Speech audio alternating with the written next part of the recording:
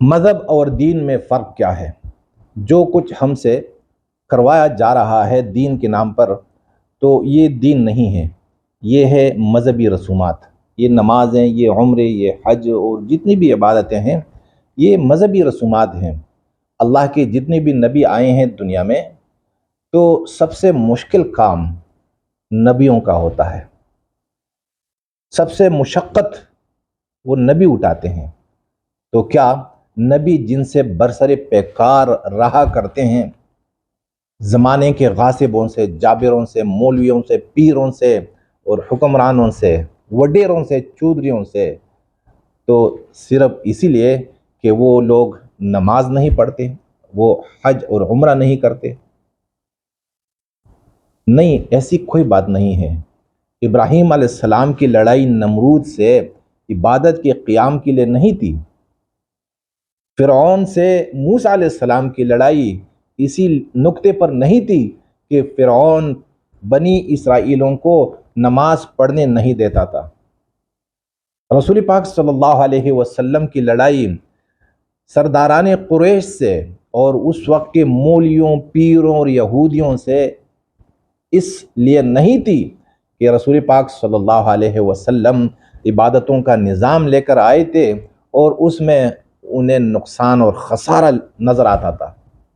میں نے خود غیر مسلموں کی عبادت گاہوں میں اپنی نماز پڑھی ہے، اور انہوں نے میری حوصلہ افزائی کی ہے، انہوں نے مجھے جگہ دی ہے، انہوں نے مجھے، میں کیا کہوں، میری بڑی عزت کی ہے۔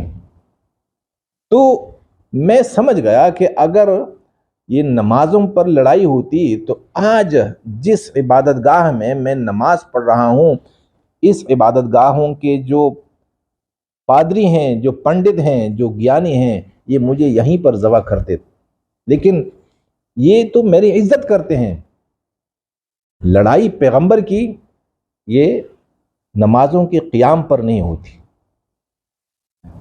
پیغمبر ایک دین لے کر آتے ہیں۔ دین کیا ہے؟ ایک نظام ہے مکمل، جس میں ہر محروم، ہر مظلوم اور ہر کمزور انسان کو طاقتور سردار، وڈیرے اور حکمران کے برابر کھڑا کیا جاتا ہے، جس میں بڑوں کو، جو امیر طبقہ ہوتا ہے اور جو حکمران طبقہ ہوتا ہے، ان سے یہ مطالبہ ہوتا ہے کہ تم نے کسی کا استحسان نہیں کرنا ہے۔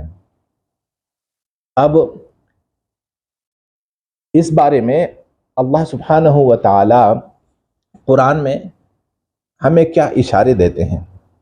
تو قرآن میں اللہ نے فرمایا، ارأیت الذی یکذب بالدین فذلک الذی یدعو الیتیم ولا یحض علی طعام المسکین فویل للمصلین الذین هم عن صلاتهم ساہون الذین هم یراؤون ویمنعون الماعون۔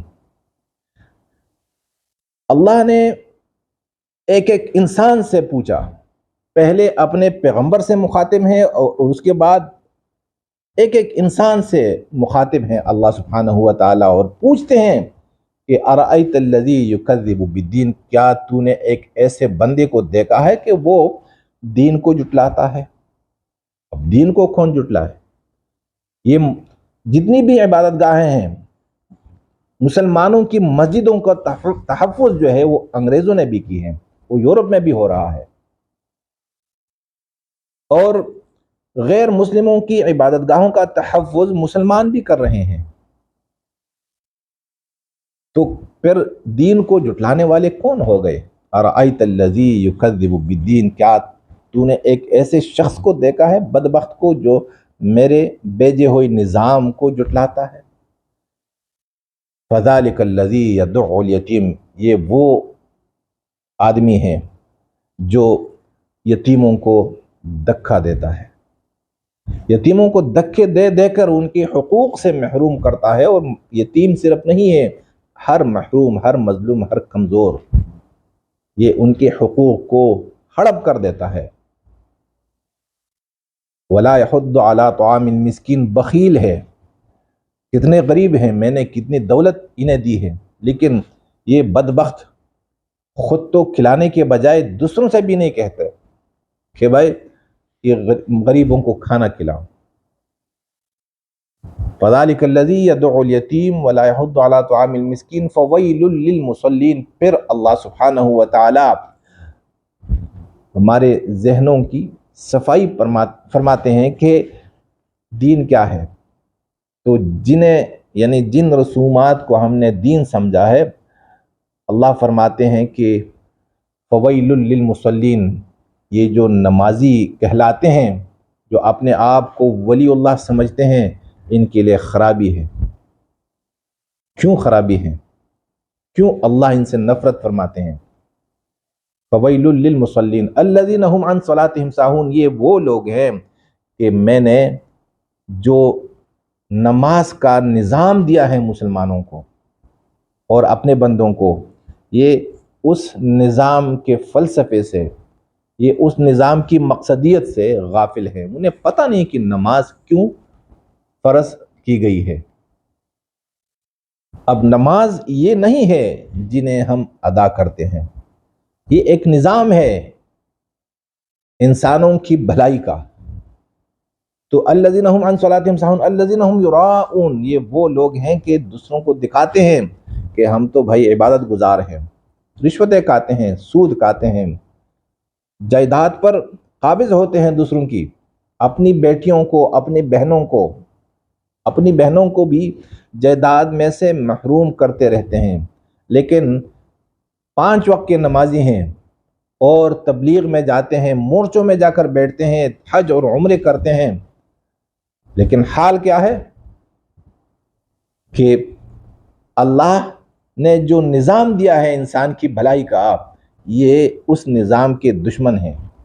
الذین هم یراؤون وَيَمْنَعُونَ الْمَاعُونَ. اللہ نے فرمایا ہے کہ اتنے بخیل ہیں جو استعمال کی چھوٹی چھوٹی چیزیں ہیں جو دیہاتوں میں لوگ ایک دوسرے سے مانگتے ہیں. مثال کے طور پر پرانے زمانے میں ماچس نہیں ہوا کرتی تھی، ایک گھر میں آگ ہوتی تھی تو آس پڑوس کے لوگ سوکھی ہوئی گھاس ہاتھوں میں لے جا کر ان سے ایک انگارہ مانگتے تھے اور اسی انگارے سے وہ اپنے گھر کی آگ کو جلایا کرتے تھے. اسی طرح درانتی اور کلہاڑی، رسی، یہ لوگ مانگتے رہتے ہیں ایک دوسرے سے. تو ایسے نہیں مانگتے کہ بھئی ہمیں رسی دے دے، درانتی دے دے، ہمیں چھری دے، ہمیں استعمال کی چیز دے دے لیکن یہ ہماری ہو گئی. نہیں، صرف مختصر وقت کے لیے، عارضی طور پر استعمال کرنے کے لیے. لیکن یہ بخیل وہ بھی نہیں دیتے. میں نے خود دیکھا ہے اور میں خود دیکھتا ہوں کہ ایسے لوگوں کے گھروں میں کنویں ہیں پانی کے اور نمازیں پڑھاتے ہیں مساجد میں، لوگوں کو قرآن پڑھاتے ہیں اور اسلام کی تعلیم دیتے ہیں، لیکن وہ اپنے پڑوس والوں کو بھی اپنے گھر کے کنویں سے پانی نہیں پلاتے. کہتے ہیں کہ پانی سوکھ جائے گا. اور ہیں امام.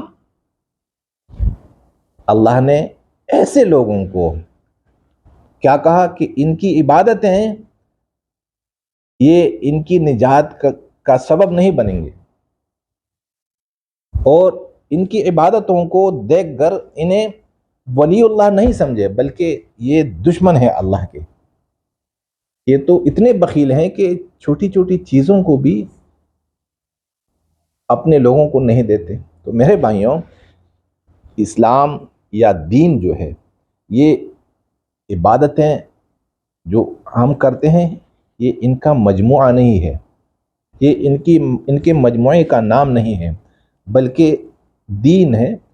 یہ ایک دوسرے کے ساتھ بھلائی کا نام ہے. ریاست رعیت کے ساتھ بھلائی کرے گی، رعیت ریاست کے ساتھ بھلائی کرے گی، پڑوسی کے ساتھ، مسافر کے ساتھ، آقا بندے کے ساتھ، بندے آقا کے ساتھ، دوست کے ساتھ. ہر 2 انسان یہ ایک دوسرے کے ساتھ بھلائی کریں گے. اور یہی دین افراد پر بھی واجب ہے اور یہی دین، یہی نظام اللہ نے ریاست کے لیے بھی مقرر کر رکھا ہے. تو یہی ہے دین. لیکن جسے ہم دین سمجھتے ہیں وہ دین نہیں ہے، وہ رسومات ہیں.